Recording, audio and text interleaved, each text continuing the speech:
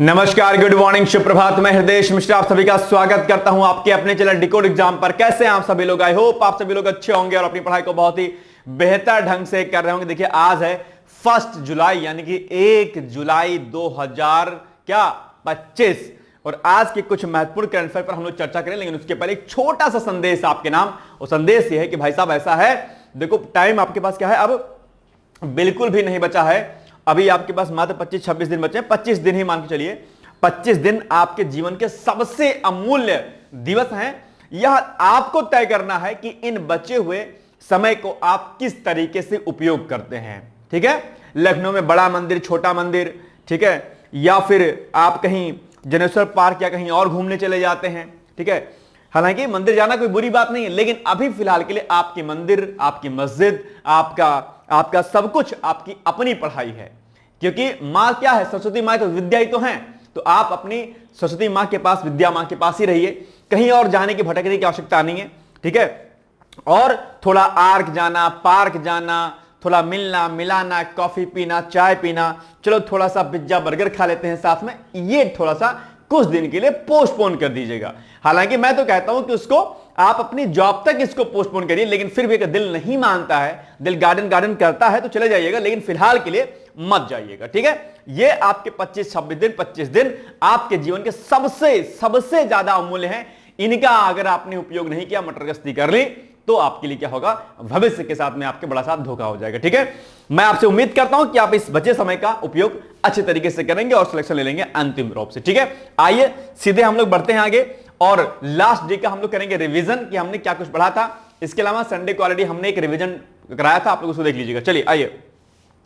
भारतीय नौसेना ने 24 से 25 जून 2025 तक नई दिल्ली में समुद्री सुरक्षा पर हिंद महासागर नौसेना संगोष्ठी का कार्य समूह की बैठक का आयोजन किया था। तो यह बैठक याद रखिएगा, भगवान जगन्नाथ यात्रा 27 जून से शुरू हो गई है। आप जानते होंगे जगन्नाथ रथ यात्रा, जिसे हम समान तौर पर श्री गुंडिचा यात्रा के नाम से भी जानते हैं। हो सकता है आप एग्जाम में यही प्रश्न पूछ ले कि श्री गुंडिचा यात्रा को किस यात्रा के नाम से जानते हैं, या फिर पूछ लेगा जगन्नाथ यात्रा को हम और किस अन्य नाम से जानते हैं। आप तुरंत उत्तर देंगे, सर श्री गुंडिचा यात्रा के नाम से भी इसको जाना जाता है। उड़ीसा में प्रतिवर्ष मनाया जाने वाला एक जो है बहुत ही प्रमुख हिंदू पर्व या एक जो है आयोजन, आप इसको कह सकते हैं। ठीक है, ओएनजीसी ने असम के, कहां पर? असम के शिवसागर जिले में अपने कच्चे तेल के कुएं में 16 दिनों तक जारी गैस रिसाव के बाद हुए विस्फोटक को सफलतापूर्वक क्या किया है? रोक लिया है। जमरानी बांध परियोजना को 2028 एवं सौंग बांध परियोजना को 2030 तक पूरा करने का लक्ष्य रखा गया है। आप कहेंगे सर कहां पर है? आप तुरंत उत्तर देंगे सर ये उत्तराखंड में है। ठीक है, अच्छा 29 को उत्तराखंड पीसीएस का एग्जाम था। आई थिंक आप सभी लोगों ने इसको सही तरीके से किया होगा और बढ़िया पेपर आपका रहा होगा, है ना। बिहार देश का ऐसा पहला राज्य बन गया जहां मोबाइल के जरिए जो है ऑनलाइन वोटिंग हुई है। ठीक है, ये पॉइंट भी आपको ध्यान रखिएगा, पहली बार हुआ ऐसा। सड़क परिवहन एवं राजमार्ग मंत्रालय ने राष्ट्रीय राजमार्ग 210 यानी कि NH-210 को मंजूरी दे दी है। यह नया राजमार्ग नामची जिले के मैली को गंगटोक जिले के सिंगताम से जोड़ेगा। आप कहेंगे लेकिन सर ये है कहां पर? ये है आपका सिक्किम में। कहां पर है भाई साहब? सिक्किम में है। ठीक है, बड़ी अच्छी योजना है, इसको आप लोग नोट कर सकते हैं। ठीक है, आइए नेक्स्ट है भारतीय विदेश मंत्री डॉक्टर एस जयशंकर ने मेडागास्कर की 65वीं स्वतंत्रता दिवस पर शुभकामनाएं दी हैं और इसके अलावा जो है कई अन्य मुद्दों पर भी बातचीत हुई है। इसके अलावा जून 2025 में केरल राज्य वन्यजीव बोर्ड ने अरलम वन्यजीव अभ्यारण्य को आधिकारिक रूप से देश का पहला तितली अभ्यारण्य जो है घोषित कर दिया है। बहुत ही इंपॉर्टेंट प्रश्न है, तितली पर घुमा फिरा के प्रश्न जो है कहीं ना कहीं पूछता है। मैं आपसे उम्मीद करता हूं कि आप इसको जरूर याद रखेंगे। ठीक है, आइए आगे बढ़ते हैं हम लोग। ओके, चलिए कल के प्रश्न का उत्तर है भाई साहब, ये सभी लोगों ने इसका सही उत्तर दिया था। ठीक है, चलिए पूर्व प्रधानमंत्री नरसिम्हा राव की जयंती, बड़े जो है आर्थिक सुधारों के लिए पीवी नरसिम्हा राव का नाम आता है, आप जानते होंगे, और एक बड़े सुनहरे अक्षरों में इनका नाम जो है लिखा गया इतिहास के पन्नों में। ठीक है,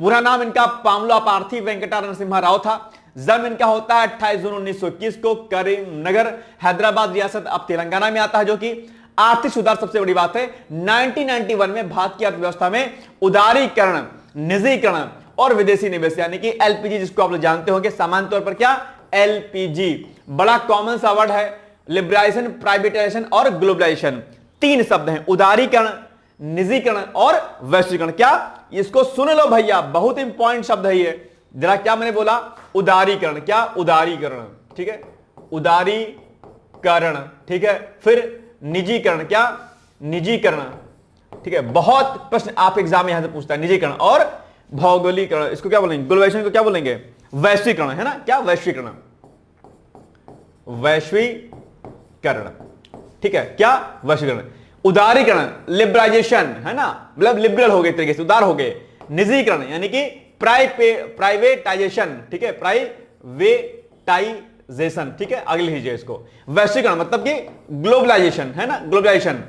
तो ये क्या था, ये आप जानते होंगे आर्थिक सुधार थे अपने आप में। आप जानते होंगे देश की आजादी के बाद हम बड़े डरे से थे, एक तरीके से डरे सहमे थे कि भैया अगर खुली अर्थव्यवस्था होगी तो दिक्कत हो जाएगी कहीं ना कहीं, निवेश आदि में हम लोग डरते थे एक तरीके से, एफडीआई के लिए भी डरते थे कहीं ना कहीं। आप जानते होंगे एलपीजी के आने पर जो है काफी ज्यादा सुधार हुआ, नरसिम्हा राव की सरकार थी अपने आप में, ठीक है, और डॉक्टर मनमोहन सिंह का नाम भी इन्हीं चीज को लेकर के उनका नाम भी दर्ज है इतिहास के पन्नों में। तो ये टॉपिक जो आप देख रहे होंगे जिसमें से ये जो वैश्वीकरण है जिसको हम लोग ग्लोबलाइजेशन बोलते हैं, क्या इसको बोलते हैं, ग्लोबलाइजेशन बोलते हैं, ये टॉपिक दरअसल आप एग्जाम में खूब पूछा जाता है। अगर मैं इसको कहूं कि कहां कहां पूछा जाता है तो आप कहेंगे सर जीएस पेपर फर्स्ट में पूछा जाता है, बिल्कुल, जो आपका इंडियन सोसाइटी का जो सेक्शन है ना, जीएस पेपर फर्स्ट में मेंस में वहां पर प्रश्न पूछा जाता है। आप कहेंगे सर और कहां पूछा जाता है, और पूछा जाता है आपके पेपर सेकंड में भी पूछा जाता है भैया, और आपके एसए वाले में भी पूछा जाता है, और कहीं ना कहीं प्रीलिम्स में तो पूछा जाता है, और इंटरव्यू में भी आपके एलपीजी पर या ग्लोबलाइजेशन पर यानी कि या फिर वैश्वीकरण पर पूछा था प्रश्न। वैश्वीकरण जो तेजी के साथ हो रहा है उसमें भारत को क्या कुछ सुधार हो रहा है, क्या कुछ चीजें परिवर्तित हो रही हैं। ग्लोबलाइजेशन यानी कि वैश्वीकरण एक इंपॉर्टेंट टॉपिक है आपके एग्जाम के लिए। मैं आपसे अपेक्षा करता हूं कि ना सिर्फ आप वैश्वीकरण के टॉपिक को पढ़ेंगे अपितु आप जो है उदारीकरण यानी कि लिबरलाइजेशन एंड प्राइवेटाइजेशन भी पढ़ेंगे। निजीकरण, प्राइवेटाइजेशन पर खूब वाद विवाद होता है अक्सर। आज ने वर्तमान सरकार को लेकर के आपने निजीकरण को लेकर के आपने कई सारे जो है आपके मन में द्वंद्व होंगे। आपने अक्सर सुना होगा वर्तमान सरकार निजीकरण पर ज्यादा फोकस कर रही है। आप जानते हो कि जो पब्लिक जो चीजें हैं उसको क्या कर रही है सरकार, उसको बेसिकली प्राइवेटाइजेशन की तरफ ले जा रही है, यानी कि जो भी गवर्नमेंटल इंस्टीट्यूशन है उनको क्या कर रही है, प्राइवेटाइजेशन यानी कि निजीकरण में क्या कर रही है, परिवर्तित कर रही है। क्या कुछ इसके फायदे होते हैं, क्या कुछ इसके नुकसान होते हैं, यह भी आपको जानना जरूरी है। और उदारीकरण दो अपने आप में इंपॉर्टेंट है ही है, लेकिन निजीकरण और वैश्वीकरण दो टॉपिक का आपके परीक्षा के दृष्टिकोण से बहुत इंपॉर्टेंट है।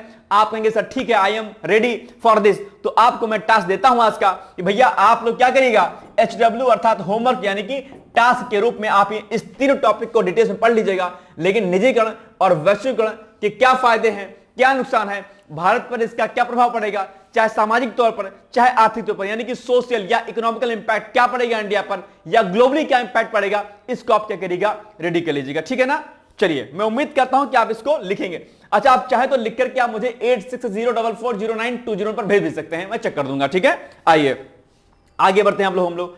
तो आर्थिक सुधार में यह सबसे बड़ा सुधार इनके नाम पर दर्ज है। ठीक है, जहां पर विदेशी निवेश के द्वार खुले और मुद्रा विनिमय और लाइसेंस राज क्या कर दिया गया, समाप्त कर दिया गया। इसके अलावा लुक ईस्ट नीति भी यानी कि दक्षिण पूर्व एशिया और जो है पूर्व एशिया के आर्थिक सांस्कृतिक संबंध भी क्या हुए, अपने आप में मजबूत किए गए इन्हीं के कालों में। ठीक है, विदेश नीति में भी यानी कि हमारी फॉरेन पॉलिसीज में भी कहीं ना कहीं क्या हुआ, काफी ज्यादा चेंजेस हुआ। यानी कि इजराइल के साथ राजनयिक संबंध स्थापित हुए उस समय, और यूएस से और अन्य देशों से संबंध क्या हुए, प्रगाढ़ हुए भाई साहब। राष्ट्रीय सुरक्षा इंटरनल सिक्योरिटी को लेकर भी कई सारी बातें की गई, जहां पर पंजाब और कश्मीर में विभाजनकारी ताकतों का मुकाबला किया और 1993 के बॉम्बे ब्लास्ट के समय नियंत्रण बनाए रखा गया।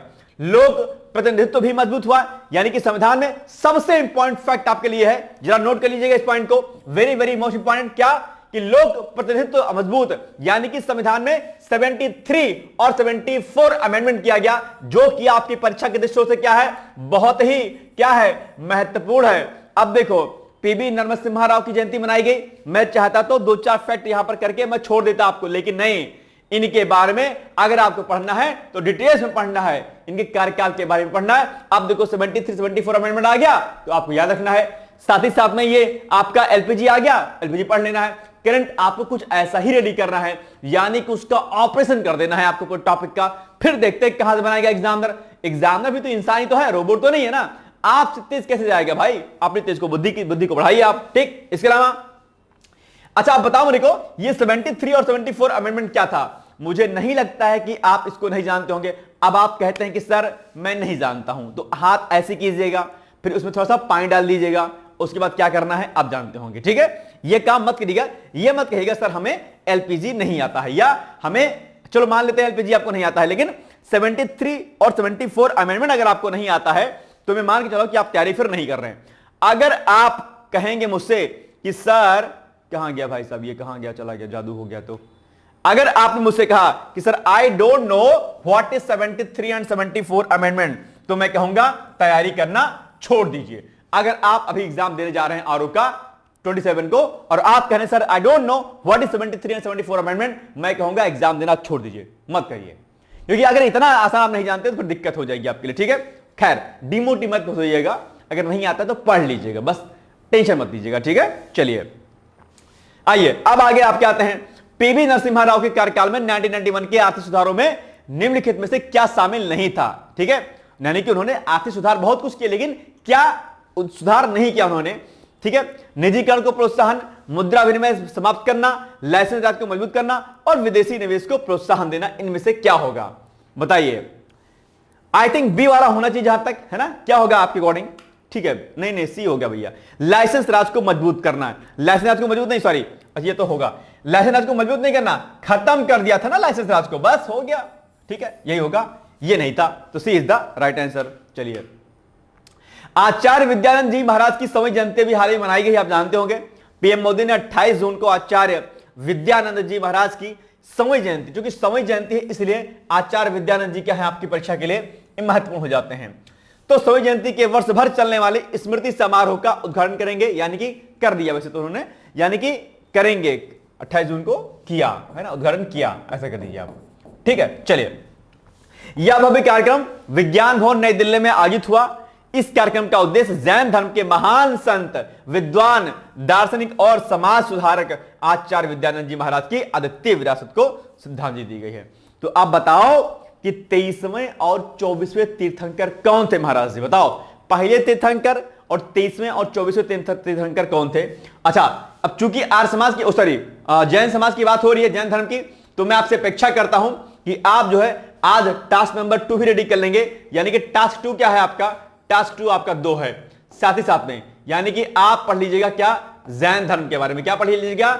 पढ़ लिया होगा तो रिवीजन कर लीजिएगा, आई थिंक पढ़ ही लिया होगा, ठीक है? और बौद्ध धर्म, दोनों हैंड टू हैंड पढ़ लीजिएगा, क्योंकि दोनों में आपस में सिमिलरिटीज है। तो बौद्ध धर्म, तो जैन धर्म और बौद्ध धर्म, दोनों टॉपिक आपको क्या करना है, आज ही कंप्लीट करना है। ये टास्क नंबर 2 है, होमवर्क नंबर 2 है आपका, ठीक है? याद रहेगा पॉइंट? आइए आगे बढ़ते हैं हम लोग, कोई दिक्कत तो नहीं है? चलिए, आचार्य विद्यानंद जी ने जैन दर्शन और भारतीय शास्त्रीय भाषाओं के संरक्षण और प्रचार में महत्वपूर्ण योगदान है। उन्होंने जैन नैतिकता, क्या जैन नैतिकता और दर्शन पर 50 से अधिक ग्रंथों की रचना की। इसके साथ इन्होंने भारत भर में प्राचीन जैन मंदिरों के जीर्णोद्धार और पुनरुद्धार में भी अहम भूमिका निभाई, यानी कि जो खराब हो गए थे मंदिर उनको सही करवाया। उनका जीवन संस्कृत, देखो सुनो ध्यान से, उनका जीवन संस्कृत और प्राकृत भाषा के प्रचार प्रसार के लिए समर्पित था। आप जानते होंगे बहुत कम लोग होते हैं जो संस्कृत के प्रमोट करते हैं, बहुत कम लोग होते हैं।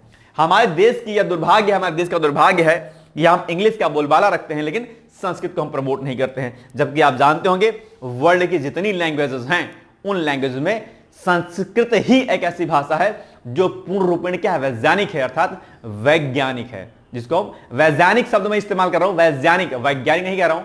जरा दिमाग लगाइएगा कि मैं वैज्ञानिक क्यों मैं कह रहा हूं, वैज्ञानिक शब्द क्यों नहीं बोल रहा हूं। जरा अगर कोई व्याकरण का प्रकांड विद्वान होगा मुझे बताइएगा कि मैं वैज्ञानिक क्यों कह रहा हूं, वैज्ञानिक नहीं कह रहा हूं, ठीक है? एक बात।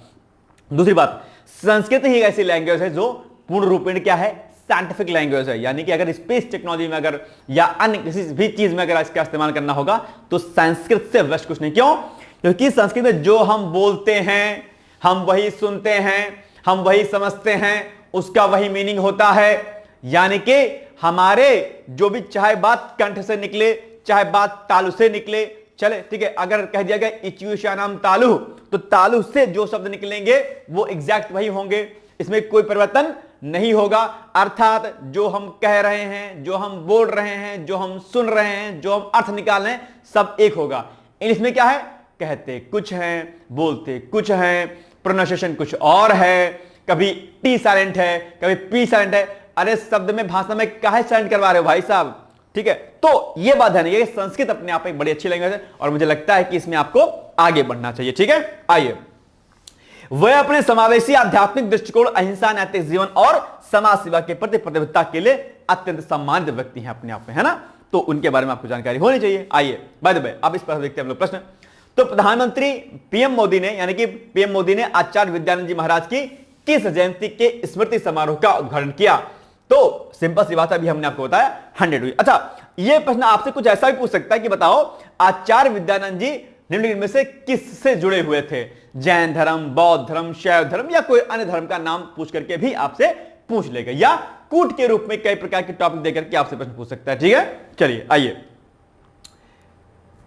Majhgaon ship builders limited Sri Lanka के कोलंबो डॉकयार्ड का अध्ययन करेगी भाई साहब। ये एक बड़ी न्यूज है अपने आप में, यानी कि युद्धपोत और पनडुब्बी बनाने वाली देश की सबसे बड़ी सरकारी कंपनी कौन? Mazagon dock ship builders limited Sri Lanka के कोलंबो डॉकयार्ड का क्या करेगी? अधिग्रहण करेगी, ठीक है। यह पॉइंट भी आपको याद रखना है। दूसरा, श्रीलंकाई कंपनी में 51% की निर्णायक हिस्सेदारी के लिए यह सौदा 442 करोड़ रुपए में हुआ है। बड़ी बात है अपने आप में। तो इस समझौते के बारे में आपको जानकारी होनी चाहिए कि आखिर यह जो सरकारी कंपनी है कौन सी? Mazagon dock ship builders Limited, इसने किसके साथ में या किस देश की कंपनी के साथ में समझौता किया है? तो आप कहेंगे श्रीलंका के कोलंबो डॉकयार्ड का अधिग्रहण करेगी, ठीक है। इसमें जापान के ओनोमिशी डॉकयार्ड के शेयरों की भी खरीद इसमें क्या है? शामिल है। ओनोमिशी डॉकयार्ड ने, यानी कि ये जो आपका जो है क्या कहते हैं, ये जापान की जो कंपनी है ने कोलंबो डॉकयार्ड से, कहा किससे? कोलंबो, यानी कि श्रीलंका की किस कंपनी से बाहर निकलने का फैसला किया है। इसके अलावा मझगांव डॉक लिमिटेड जो कि इंडिया की कंपनी है, श्रीलंकाई कंपनी द्वारा जारी नई प्रतिभूति खरीदेगी। कुल निवेश में से लगभग 2 करोड़ 30 लाख डॉलर का निवेश श्रीलंकाई कंपनी में किया जाएगा। तो ये एक बड़ी न्यूज है अपने आप में, ये भारतीय कंपनी जो है इसका अधिग्रहण करेगी, ठीक है। तो इंपॉर्टेंट है आपके लिए। नेक्स्ट क्वेश्चन बताइए आप लोग, भारत की किस सरकारी कंपनी ने श्रीलंका के कोलंबो डॉकयार्ड का अधिग्रहण करने का निर्णय लिया है? तो Cochin Shipyard Limited, Garden Reach Ship Builders या Mazagon dock ship builders Limited या फिर हिंदुस्तान शिप यार्ड लिमिटेड? बताओ, कितना बड़ा प्रश्न आपके सामने, बताओ, और कितना आसान भी है आपके लिए। तो ये क्या हो जाएगा? Option number C is the right answer. यही तो होगा या कुछ और होगा आपके? यही होगा। चलिए, महानदी कोलफील्ड लिमिटेड उड़ीसा में 35 मिलियन टन की संयुक्त क्षमता वाली 2 नई कोयला खदानें जो क्या करेगी? खोलेगी। तो यह भी अपने आप में बड़ी बात है ना। तो कोल इंडिया की सहायक कंपनी कौन है? महानदी। क्या? कोल इंडिया की सहायक कंपनी कौन सी है? महानदी कोलफील्ड लिमिटेड उड़ीसा में 35 मिलियन टन की संयुक्त क्षमता वाली 2 नई कोयला खदानें खोलने जा रही है, ठीक। एक बात। दूसरा, एमसीएल के अध्यक्ष और प्रबंध निदेशक उदय ए काओले ने उड़ीसा के संबलपुर में कंपनी के मुख्यालय में आयोजित एक प्रेस कॉन्फ्रेंस में यह जानकारी दी है। ये खदानें सुभद्रा माइन और बलभद्र माइन राज्य के अंगुल जिले में तलचेर कोयला क्षेत्र में क्या है? स्थित होंगी अपने। तो दोनों ही कोयला खदानें खोली गई, न्यूज में है, मैं भी आपसे कभी पूछ लिया प्रश्न, ठीक है। चलिए अब आप बताइए, कोल इंडिया की कौन सी सहायक कंपनी उड़ीसा में दो नई कोयला खदानें खोलने जा रही है? Eastern coalfield limited, south eastern coalfield limited, central coalfield limited या महानदी कोलफील्ड लिमिटेड? सिंपल सी बात है, एमसीएल ही कर रही है, यानी कि महानदी कोलफील्ड लिमिटेड, यानी कि D is the right answer. यही ना होगा या कुछ और होगा? दिमाग में कुछ और तो बता दिया करो तुम, ठीक है, फटक से।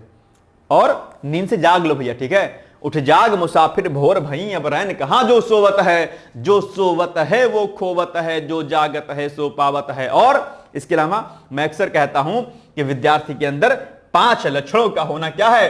अति आवश्यक है। कोई भी स्टूडेंट है उसके भीतर 5 लक्षण क्या होना क्या है? जरूरी है। क्या?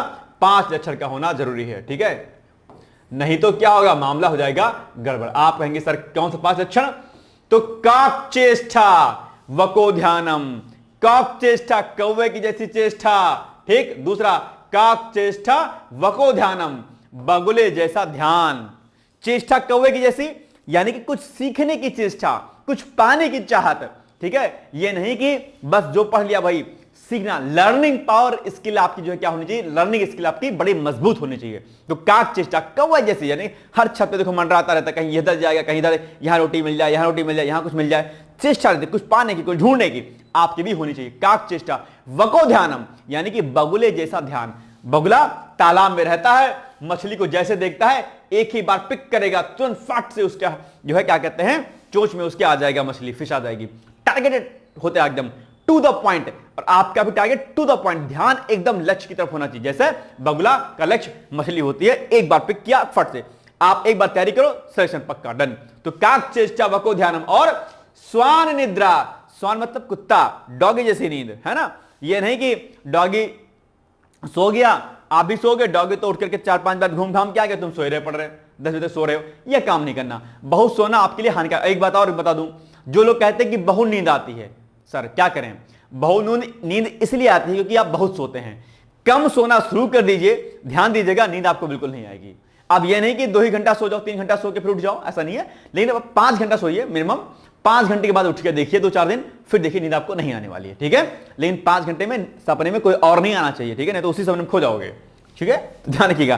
तो काक चेष्टा, वको ध्यानम, स्वानिदा तथैवच, और अल्पाहारी, थोड़ा भोजन करना है, ट्रक भर के दाल भात नहीं खाना है, ठीक है, कि ट्रक भर के खा लो बस सोते रहो 10 दिन तक कुंभकर्ण जैसे। तो काक चेष्टा, वको ध्यानम, स्वान निद्रा, कुत्ते से नींद, अल्पाहारी थोड़ा भोजन, और क्या जो है गृहस्थ त्यागी, या घर को त्यागने वाला, घर में मौज मस्ती से कुछ नहीं होगा। तो काक चेष्टा, वको ध्यानम, स्वानिदा तथैवच, अल्पाहारी गृहस्थ त्यागी, विद्यार्थी पंचदक्षणम, ठीक है, ध्यान रखिएगा इसको। चलिए, अगर मेरी बातें लगी बोरिंग हुई तो वीडियो को आगे बढ़ा दिया करो, ठीक है, टेंशन मत लिया करो। चलिए, अब आपके सामने आ गया, रवांडा ने अमेरिका की मध्यस्थता से शांति समझौते पर क्या कर लिया है, एक जो है हस्ताक्षर किया है।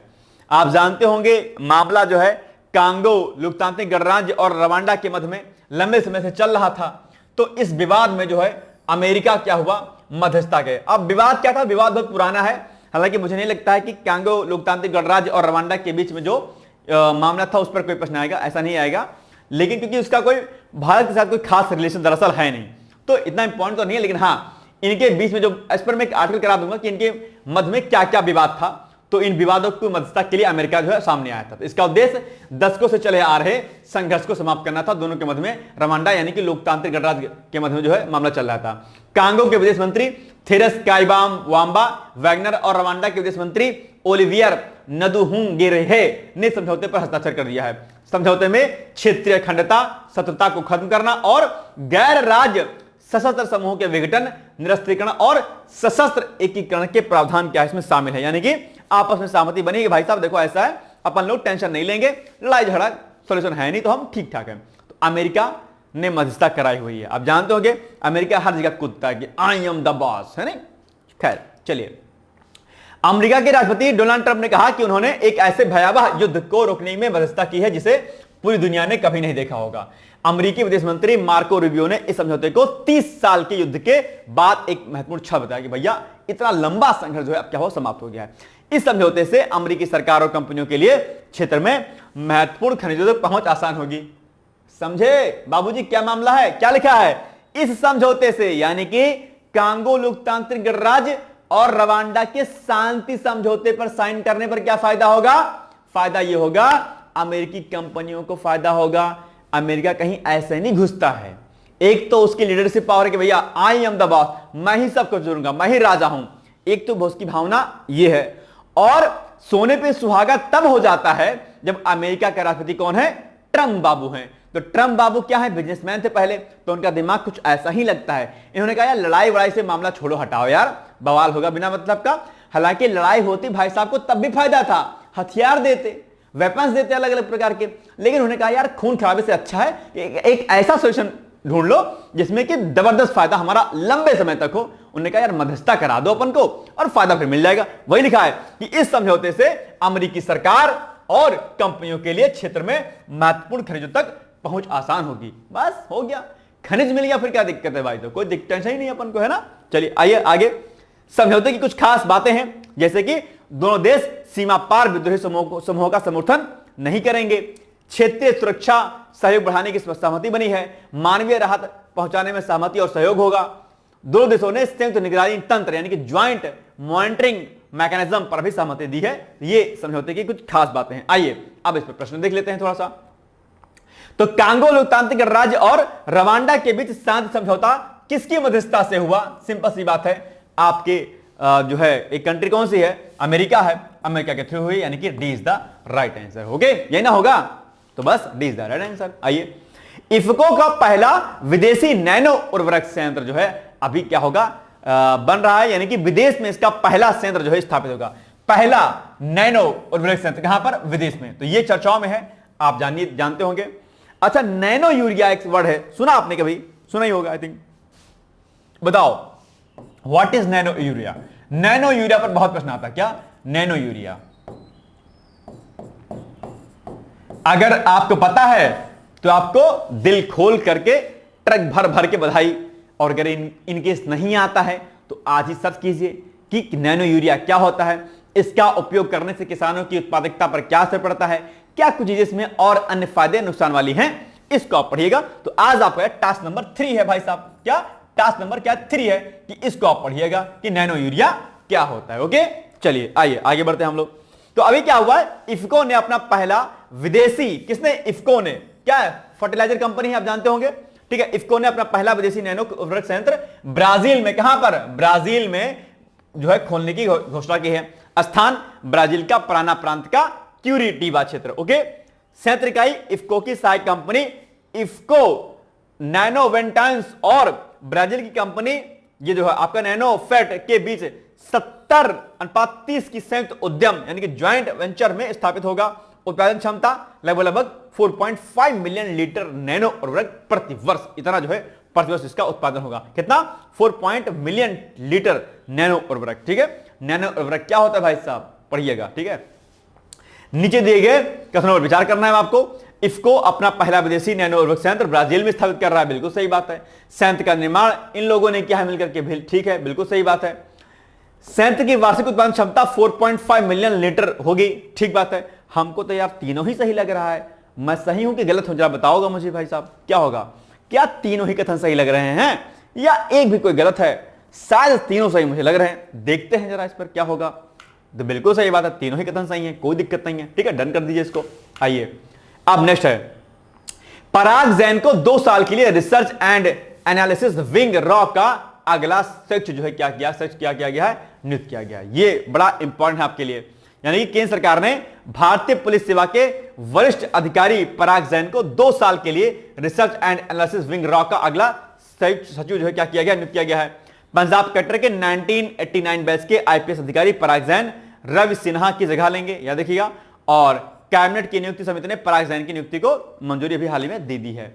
अब आप बताइए कि हाल ही में किसे 2 साल के research and analysis wing raw का अगला सचिव नियुक्त किया गया है? पराग जैन को किया गया है। क्या देखिएगा, ए इज द राइट आंसर। बस हो गया पॉइंट आपके। ठीक है, तो ये हो गया आज का हमारा इंपॉर्टेंट करंट अफेयर्स। बाकी एक क्वेश्चन और है कि मथुरा में बायो सीएनजी प्लांट का उत्पादन अभी होगा, यानी कि अभी हाल ही में दिल्ली के मुख्यमंत्री कौन है? रेखा जी हैं। रेखा जी ने ही अभी मथुरा में बायो सीएनजी प्लांट का उद्घाटन किया है। यह बड़ा इंपॉर्टेंट, क्या बायो सीएनजी प्लांट का क्या किया है? उद्घाटन किया है। आइए कुछ एक पॉइंट इसमें देख लेते हैं हम लोग। ठीक है, अच्छा बायो सीएनजी प्लांट क्या होते हैं पता है आपको? ठीक है, कोई बात नहीं पता भाई, आगे हम अभी पढ़ते हैं, लेकिन पहले न्यूज पर हम लोग आ जाते हैं एक बार, है ना। तो दिल्ली के मुख्यमंत्री रेखा गुप्ता ने 28 जून को, कब? 28 जून को उत्तर प्रदेश के मथुरा में, डेट और ये प्लेस दोनों याद रखिएगा। क्या किया उन्होंने वहां पर बायो सीएनजी प्लांट का उद्घाटन किया है। सीएनजी तो जानते होंगे ना, डेफिनेटली जानते होंगे। आपके घर में हो सकता है सीएनजी की कार भी हो, या सीएनजी वाले ऑटो में बैठे होंगे। ऑटो में बैठे होंगे तो क्या करते होंगे, जब उसमें सीएनजी डलाना होता तो आपको उतार देते होंगे, उतरो सब लोग, चलो तेल भराते हैं हम लोग, है नहीं। चलिए, इस अवसर पर मीडिया से बातचीत में मुख्यमंत्री ने कहा कि दिल्ली में लगभग 12,000 से अधिक डेयरियों से प्रतिदिन हजारों टन गोबर निकलता है और यह गोबर नालों के रास्ते यमुना नदी में चला जाता है। इस पहल से यमुना को स्वच्छ रखने में मदद मिलेगी और हरित ऊर्जा के उत्पादन में भी योगदान मिलेगा, यानी कि इसका इस्तेमाल बायो सीएनजी प्लांट में किया जाएगा। क्या होता है बायो सीएनजी प्लांट, आइए इसको देख लेते हैं।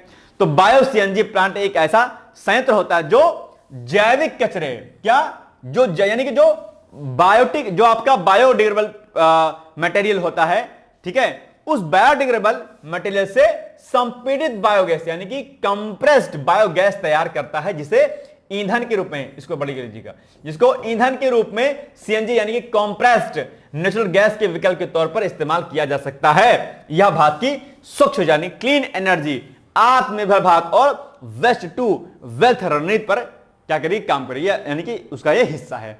तो सीएनजी प्लांट अपने आप में बड़ा इंपॉर्टेंट रोल प्ले करेगा हमारे इसके लिए। क्या इसका उपयोग होता है, आप जानते होंगे सीएनजी वाहनों में ईंधन के रूप में प्रयोग किया जाता है, रसोई गैस के विकल्प के रूप में भी इसका प्रयोग किया जाता है, औद्योगिक बॉयलर और जनरेटर आदि में भी इसका प्रयोग किया जाता है, और जैव उर्वरक यानी कि बायो फर्टिलाइजर के रूप में भी स्लरी का इसका उपयोग किया जाता है। तो ये इसके क्या है, उपयोग है, और आप लोग इसको अच्छे तरीके से क्या करिए, पढ़ लीजिएगा। सीएनजी के बारे में कई बार आपके, जैसे सीएनजी हो गया, ग्रीन हाइड्रोजन हो गया, ठीक है। देखो 2-3 टेक्नोलॉजी आप लोग हमेशा याद रखिएगा, क्या क्या, देखो 2-3 चीजें। एक हो गया आपका ग्रीन हाइड्रोजन, क्या, ग्रीन हाइड्रोजन, नंबर 1 पॉइंट, क्या, ग्रीन हाइड्रोजन।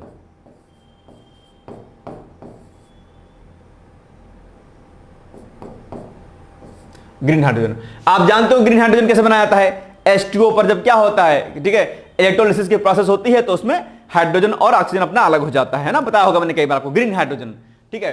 तो ये चर्चा में रहता है। एक नैनो यूरिया, क्या, nano urea, nano urea, nano urea हो गया, ठीक है। एक आपका क्या हो गया, सीएनजी हो गया, क्या, सीएनजी हो गया आपका, ठीक है। एक आपका क्या हो गया, ये देखो दिमाग से मेरे उतर रहा है, nano urea, CNG, green hydrogen, और एक टॉपिक और दिमाग में आ रहा है बार बार, वो भी कई बार पूछा जाता है आपसे एग्जाम में, ठीक है, बायो फर्टिलाइजर, तो इसी में आ जाएगा, सीएनजी में आ जाएगा। एक पॉइंट में याद नहीं आ रहा, 3 टॉपिक तो आपको अच्छी तरीके से रेडी कर ही लेना है, ये बहुत पूछता है आप एग्जाम में, ठीक है। एक दिमाग से मैं स्लिप कर रहा है, मैं आपको बता दूंगा कि चौथा पॉइंट, लेकिन green hydrogen, nano urea, CNG, इसको आप लोग क्या करिएगा, अच्छे तरीके से रेडी कर लीजिएगा।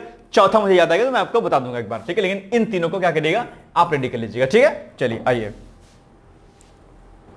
अच्छा हाँ याद आ गया, ये ऑर्गेनिक फार्मिंग, ये बड़ा इंपॉर्टेंट, ऑर्गेनिक फार्मिंग, क्या, organic farming, ORGANIC, organic farming, ठीक है, ऑर्गेनिक फार्मिंग, ये आज का बड़ा चर्चाओं में रहता है, ऑर्गेनिक फार्मिंग, ठीक है। तो इसको भी आप लोग क्या करिएगा, रेडी करिए। ये 4 टॉपिक आपके लिए बड़े बड़े अच्छे हैं, इसको रेडी कर लीजिएगा। चलिए आइए,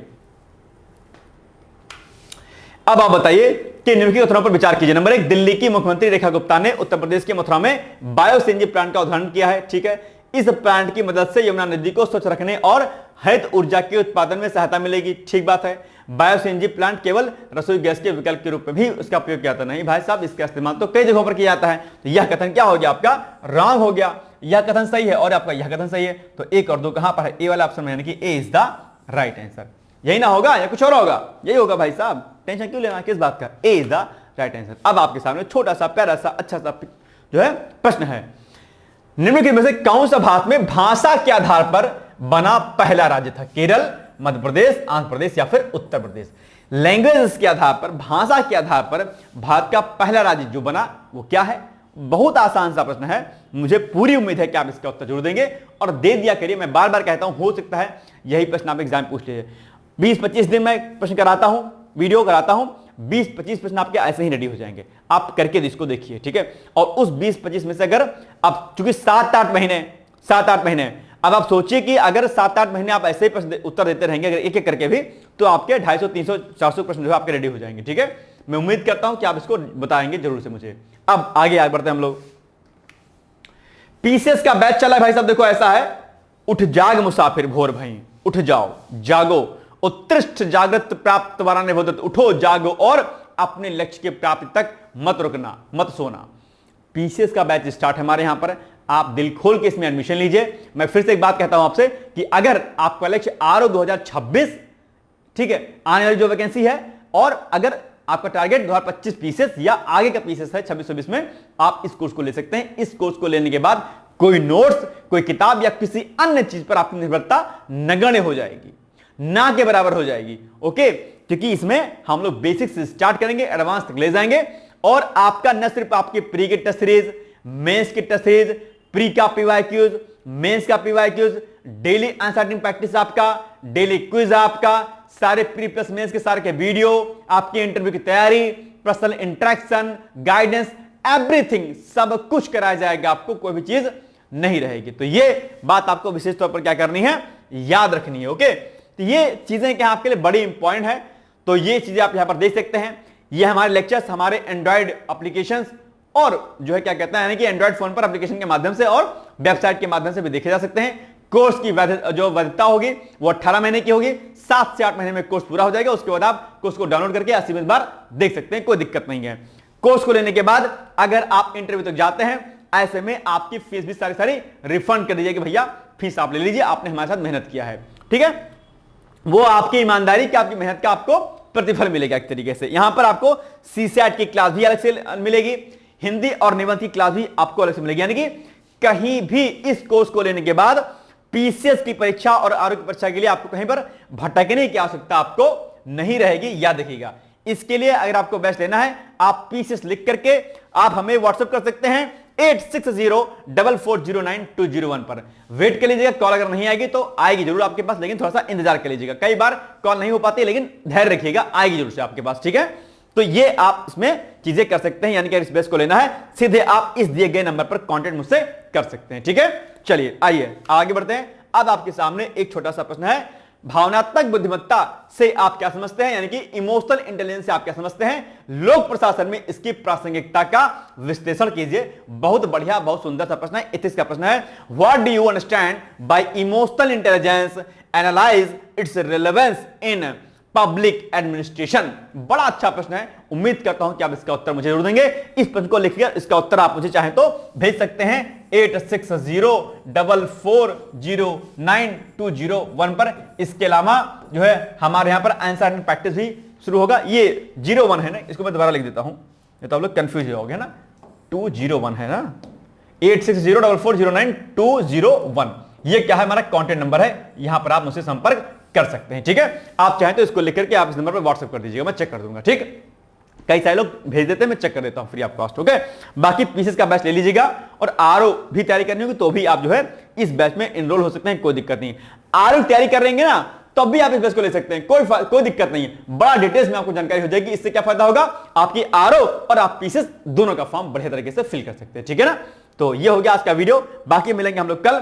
मस्त रहिए, व्यस्त रहिए, मुस्कुराते रहिए। पेपर के लिए टाइम आपके पास बिल्कुल भी ज्यादा बचा नहीं है। ऐसे में आपके लिए बुद्धिमानी यह है, अच्छा खाइए, हेल्दी खाइए, पिज्जा बर्गर खाने से बचिएगा, बाहर के खाने से बचिएगा। शुभकामनाएं मेरी हैं, बहुत बहुत शुभकामनाएं हैं। All the best, thank you so much, bye bye, take care, all the best. दोस्तों, क्या आप पीसीएस अधिकारी बनना चाहते हैं? यदि हाँ, तो डिकोड एग्जाम लेकर आया है यूपी पीसीएस फाउंडेशन कोर्स 2025। यह एक ऑल इन वन कोर्स है जिसमें प्रीलिम्स मेंस दोनों ही परीक्षाओं के लिए वीडियो लेक्चर, एनसीईआरटी और standard books based bilingual notes उपलब्ध कराया जा रहा है। इस कोर्स में प्री और मेंस के सभी प्रीवियस ईयर क्वेश्चंस पेपर भी वीडियो लेक्चर के माध्यम से कोर्स में सम्मिलित होंगे। साथ ही साथ में कोर्स का कंटेंट गुणवत्तापूर्ण होने के साथ ही साथ एग्जाम ओरिएंटेड है, जिससे कोर्स लेने वाले स्टूडेंट्स को कोई भी बाहरी पुस्तक या नोट्स पढ़ने की आवश्यकता न पड़े। इस कोर्स में प्रीलिम्स और मेंस के टेस्ट सीरीज तथा आंसर राइटिंग प्रोग्राम भी शामिल है, जिसके साथ ही साथ टेलीग्राम ग्रुप में रेगुलर टॉपिक वाइज टेस्ट कराए जाएंगे। इसके साथ ही सीसैट, निबंध तथा सामान्य हिंदी की अतिरिक्त कक्षाएं भी चलाई जाएंगी तथा हमारे कोर्स से परीक्षा में सफल होकर इंटरव्यू देने वाले विद्यार्थियों को इंटरव्यू की भी तैयारी कराई जाएगी, और अंतिम परिणाम कुछ भी हो, पूरी फीस उन्हें रिवार्ड के स्वरूप जो है वापस कर दी जाएगी तथा अगले बैच में उन्हें निःशुल्क प्रवेश प्रदान किया जाएगा। उल्लेखनीय है कि डिकोड एग्जाम एक संस्थान के रूप में 5 वर्ष के अपने सफल कार्यकाल में अब तक 55 से अधिक विद्यार्थियों को विभिन्न परीक्षाओं में अंतिम सफलता दिलाने में अपना सफल योगदान दे चुका है। इस कोर्स की फीस 15,000 रुपये निर्धारित की गई है, लेकिन पहले प्रवेश लेने वाले 100 विद्यार्थियों को 3,000 रुपये की विशेष छूट दी जा रही है। और अधिक जानकारी के लिए हमारे संस्थान के नंबर 6307495944 पर संपर्क करें।